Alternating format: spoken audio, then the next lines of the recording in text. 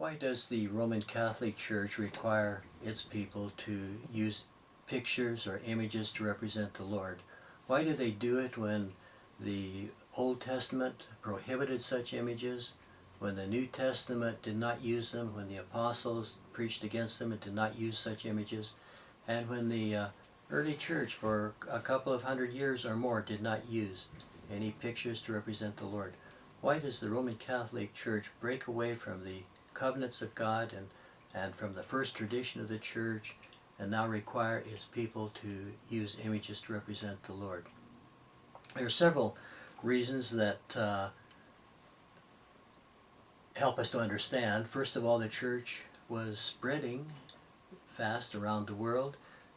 People who had had all kinds of concepts of God now say Jesus is God, and so they could pretty naturally slip into making images, especially where the Christians had not been trained in the Bible knowledge of who the God of the Bible is, who Jehovah God is.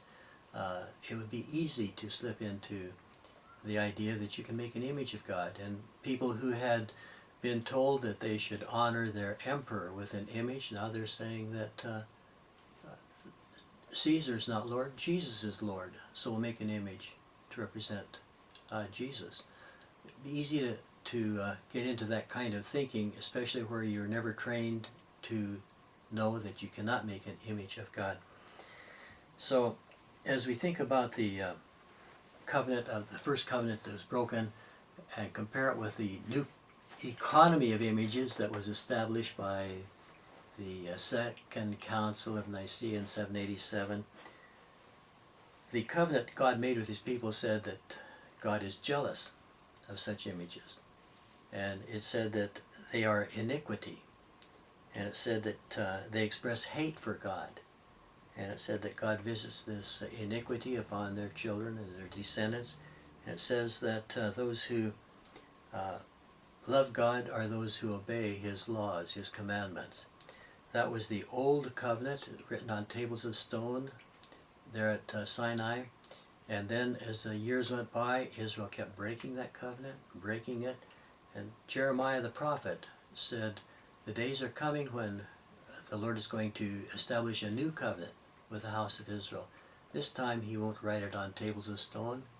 He'll write it on the fleshly tables of the heart and in their minds. And so it was not a different kind of law. It was just simply written in the heart and in the mind of New Testament or New Covenant believers. Now they would keep his commandments. They would not make images to represent him. They would express their love by keeping his commandments. Now we come to this new economy of images that was the justification that was given by the Roman Catholic theologians to establish Nicaea II, the council that established image worship.